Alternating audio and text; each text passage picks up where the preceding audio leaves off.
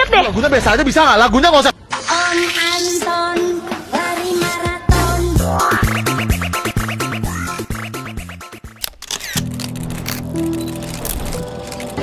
Gerakan Pemuda merupakan salah satu faktor penting dalam sejarah Indonesia, khususnya dalam memperjuangkan kemerdekaan Indonesia dan juga pembangunan bangsa. Para pemuda telah menunjukkan semangat idealisme dan patriotisme yang tinggi dalam berbagai momen sejarah, dari masa penjajahan hingga era reformasi. Pada video kali ini, kami akan menjelaskan mengenai Gerakan Pemuda pada masa kolonial Belanda yang berpengaruh dalam sejarah Indonesia.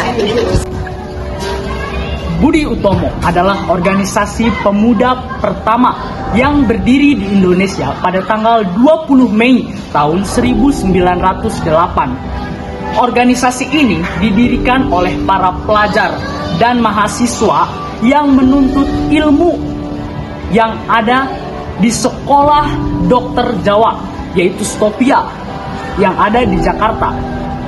Tokoh utama yang mendirikan organisasi Budi Utomo adalah Dr. Wahidin Sudirohusodo. Tujuan berdirinya organisasi Budi Utomo adalah meningkatkan kesejahteraan, pendidikan, dan kesadaran nasional rakyat Indonesia.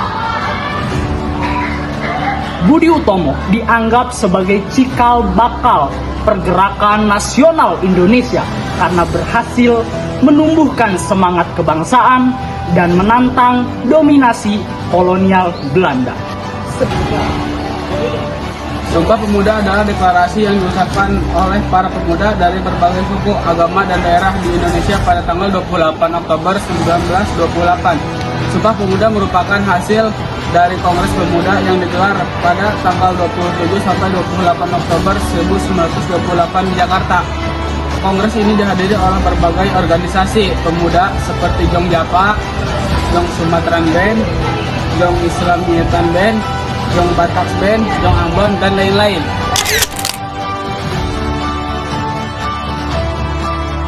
Sumpah Pemuda menjadi tonggak sejarah dalam perjuangan kemerdekaan Indonesia karena berhasil menyatukan berbagai perbedaan yang ada di antara Indonesia dan menegaskan identitas nasional yang ada di Indonesia.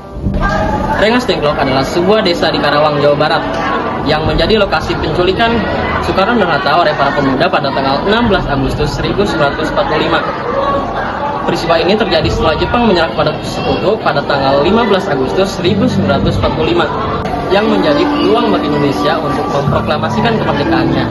Tetapi Soekarno dan Hatta masih ragu-ragu untuk melakukannya karena takut akan reaksi Jepang dan Sekutu. Pada pemuda yang tidak sabar untuk segera memproklamasikan Indonesia, akhirnya pun menculik Soekarno dan Hatta yang berkediaman di Jakarta ke Rengas Dengklok menggunakan mobil. Di sana, para pemuda ini mendesak Soekarno dan Hatta untuk segera memproklamasikan kemerdekaan Indonesia tanpa takut pada ancaman apapun. Nah, pada akhirnya, setelah melalui perdebatan yang sengit dan panjang, Soekarno dan Hatta pun menyetujui akan melaksanakan proklamasi dan kembali ke Jakarta untuk menyiapkan teks proklamasi. Nah, pada akhirnya, pada tanggal 17 Agustus 1945 atau yang sering kita kenal sebagai Hari Kemerdekaan Indonesia, Soekarno pun menyatakan memproklamasikan Indonesia sebagai negara yang merdeka. Nah, sampai sini